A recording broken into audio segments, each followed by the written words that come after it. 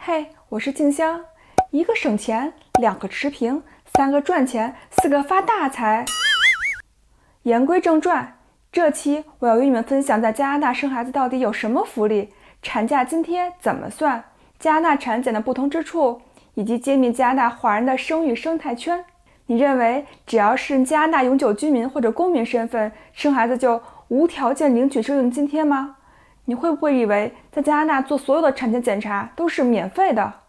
你是不是以为孩他爹无法休产假？你是否觉得在加拿大朋友少，怀孕后你会找不到人交流经验？如果以上我给你的答案都是 no，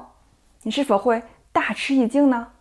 无论你是在备孕，还是已经怀孕，或者想了解加拿大的生育福利，那么这部视频将是你不可错过的内容。我将从这9点进行分析。部分分析数据我是在2020年7月从加拿大政府官网上查阅来的，绝对精准哦。哇，好多干货啊！观看10分钟，少走弯路数十里，生育之路好轻松。1. 产假有几类，且每类到底可以休多久？在加拿大，我们通常意义上说的产假EI，其实是指 maternity benefits 怀孕津贴和 parental benefits 父母津贴。假设韩梅梅和李磊是一对夫妻，怀孕津贴只能韩梅梅领，这项福利共是15周，最早在预产期前12周可开始领，产后17周必须用完，也就是宝宝出生5周后再申领就没有办法拿到满额的怀孕津贴了。根据最新政策，网址就在图片上。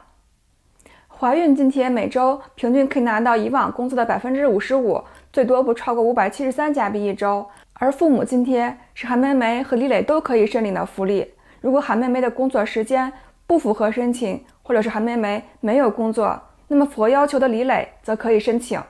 2017年12月3日起，父母津贴有2种选择：标准父母津贴和延长父母津贴。标准父母津贴沿用修改前的旧福利，在12个月内，父母双方总共享有最多40周的带薪假，但其中一方的带薪假最多只能有35周，每周平均可以拿到以往工资的 55%， 最高不超过573加币一周。延长父母津贴则是在18个月内，父母双方总共有最多69周的带薪假，但其中一方的带薪假最多只能有61周，每周平均津贴为以往工资的 33%， 最高不超过344加币一周。这样算起来，就是产假时间延长了，但是津贴的额度二者是一样的。举例来说，韩梅梅休了15周怀孕假和35周标准父母假，那么李磊还可以申请最多5周的标准父母假。如果韩梅梅选择了更少的标准父母假，则李磊可以申请更多的父母假。双方的父母假加起来不超过40周就对了。还是没有听明白吗？这张截图截屏保存吧。2. 谁有资格申领产假津贴呢？申请人正在照顾新生儿或者新领养的儿童。申请人由于怀孕或是照顾孩子的原因，每周的收入将比以往低 40%。申请人在有为其上 EI 保险的公司工作至少600小时以上。还有一种情况是自雇人士。自雇人士由于其工作性质的不稳定性，申请产假津贴的资格也会更严格一些。自雇人士需要注册特殊的自雇人士的 EI 福利满12个月后，才有资格申领怀孕津贴和父母津贴，而且要同时满足2个条件：一，你由于怀孕或者是照顾孩子的原因，每周的收入将会比以往低 40%； 2，在上一年度收入至少达到7279加币。3，如何计算产假津贴额度呢？如果你的薪资不是按年计算的，而是按周计算的比较不固定的这种，例如这周加班了，工资高了；另一周你请了事假了，工资少了，那么政府将会采用你工资最高的那几周来计算你的产假津贴。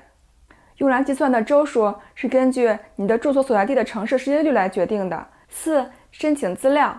个人资料包括工卡号、申请人妈妈的名字、地址、银行信息。此外还有孩子的预产期证明或者是出生日期的证明。若你是领养父母而需要申请父母津贴，则必须出示领养证明书。如果是父母分享福利，需要父母双方的工卡号。此外还有就职信息，包括最近工作52周的全部工资的详细资料，还有最重要的 LE 表格。5. 产检和生产哪些项目免费，哪些项目自费呢？首先强调下，如果你在加拿大没有 MSP 卡，也就是 Medical Service Card， 那么你所有的产检都是自费的，费用也是相当高的。如果只有 MSP 卡，可以享有的免费产检项目包括在 LifeLab 验血，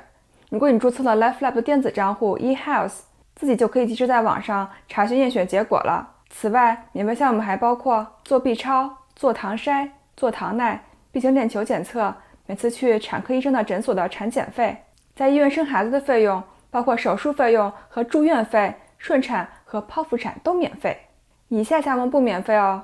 一，在国内有大排畸4维彩超，但是在加拿大这个项目不属于免费项目里的，而且在加拿大彩超只是娱乐性，让你去看胎儿在肚子里的活动，也会进一步帮你查看胎儿的性别，但并不会用此来判断胎儿的健康程度。费用根据套餐不同，100到300加币不等。套餐里有4维全过程的 CD， 还可以选把宝宝的心跳录音放在玩具小熊里。2，如果产妇年龄比较大，可以选择自费的基因检测项目，筛查胎儿是否患有唐氏综合症，准确率为 99%。 牛奶金2020年7月金额调整为多少？牛奶金就是加拿大儿童福利金，这是联邦政府在4年前推出的致力于改善辛勤工作的中产家庭的生活的福利。这一项目为90%的加拿大家庭提供更多的收入，并确保孩子们具有最好的人生起点。2020年7月起，牛奶金再次上调，原因是为了跟上生活费用的上涨。每位6岁以下的儿童最高福利金可达6765加币一年，每位6至17岁的儿童福利金可达5708加币一年。这项额外的免税支持，确保这一福利继续在支持加拿大家庭方面起到至关重要的作用，帮助民众家庭支付他们的孩子所需的事项，例如健康的餐食、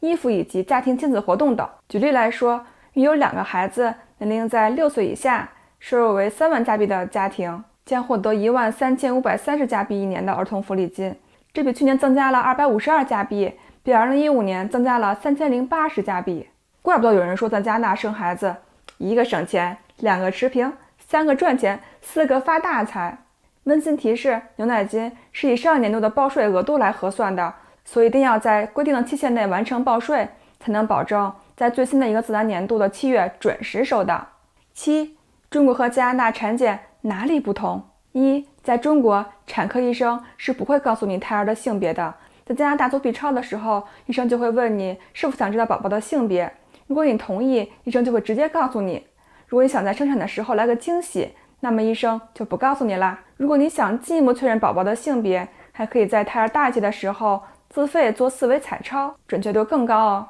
这样也会方便新手父母准备适合宝宝性别的衣服和家具的颜色，尤其是女宝宝，可以买很多粉色的衣服啦。2，加拿大和中国有所不同，你可以选择和国内医院产检类似的产科医生 OB， 另一种是找助产士 Midwife。 加拿大每一位产科医生都从属一家或多家医院，一般是由家庭医生推荐。 OB 有自己的诊所，平时产检不是去医院，而是要去 OB 的诊所检查，也会在 OB 所在的医院分娩。 Midwife 是注册的医疗护理专业人士，可安排所有常规产检检查，包括超声检查和遗传筛查，以及标准的实验室和诊断检验，但是不能进行剖腹产手术。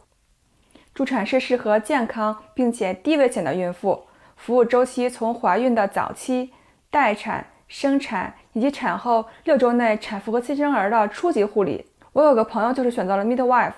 她生完了 Midwife 还会去他们家关照她的恢复情况。3，医院选择，这里我要建议2点。一是看你的居住地，因为政府规定在加拿大第一胎是需要在你的家庭地址所属的医院注册生产的，所以如果你选的医院并不属于你的家庭地址区域，而你又非要选择那个医院去生产，那么你就要去改家庭地址了，至少要提前半年把电费等政府的账单的地址改到你想生产的医院的那个区域。可以找个在那片区域居住的朋友帮你收信，但是你要知道，第一胎可能经历的阵痛比较久，来得及从你家跑去比较远的医院，但如果是第2胎，可能很快就生产了，所以第2胎建议就找离家近的医院生产吧。如果你一定要选择和第一胎一样的医院，加拿大是鼓励兄弟姐妹出生在同一个医院的，所以第2胎无需再改账单地址啦，可以直接注册第一胎出生的医院。4. 如果你的英语不太好，建议找会说中文的医生，可以让你周围生活玩的朋友推荐一下，以后交流起来也比较方便。毕竟医学类词语我们并不太懂，但是呢，由于说中文的 OB 或者 midwife 很少，所以你在诊所的排队等候时间会比较久。有时在你等到一半的时候，还会被通知你的医生接生去了，今天来不了了，那就只能约下次了。而国内做产检是在医院做的，如果拿到了号，是肯定能做上检查的。8. 加拿大有月子中心吗？加拿大的确有月子中心，但是和中国不同的是，基本上只有双份婴儿的妈妈才会选择去月子中心，也就是持留签证来加拿大的生孩子的孕妇。而且加拿大的月子中心大多是在一栋别墅里经营的，产妇可以选择是否带独立洗手间的房间，经营者会聘请厨师来别墅做饭，大家一起在客厅吃饭。很多双份婴儿的孕妇会在距离预产期1个月前就抵达加拿大，在加拿大做产检，提前注册医院，如发动了，经营者会派车直接送产妇去医院生产。很多加拿大当地人认为，双份婴孕妇从产检到生产都占用了太多当地医疗资源了。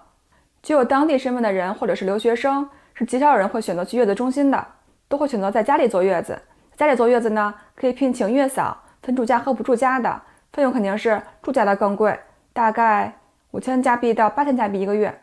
也可以订购月子餐，大概是3000到4000加币一个月。月子餐其实基本都是经营者在自己家里做好，然后请人送至客户家，有可能一天送2次，也有可能早上送1次，含3顿正餐2顿甜点，这样家人也会腾出更多时间来照顾坐月子的新手妈妈。9. 周围没有人怀孕，想找个同伴及时交流怎么办？在温哥华呢，有很多微信妈妈群，比如有按时间分的猪宝宝5月群、鼠宝宝8月群，大家预产期都临近，所以可以在群里在每个阶段相互切磋。最好玩的是，当大家都进入接近预产期时，你会在群里看到，哎呀各位，我要进产房了，哎呀各位，我已经生了。找不到群，问下你身边近几年生过宝宝的妈妈吧，我敢保证他们加了不止一个妈妈群。此外，还有按地点分的叶芷仁妈妈群、本来米妈妈群，还有母婴购物群等等，应有尽有啊！你不是一个人在生娃，希望这期视频的信息可以帮助到有意在加拿大生娃的你们。祝大家一切安好，记得帮我点个赞、订阅我并开启通知小铃铛哦！下期见啦！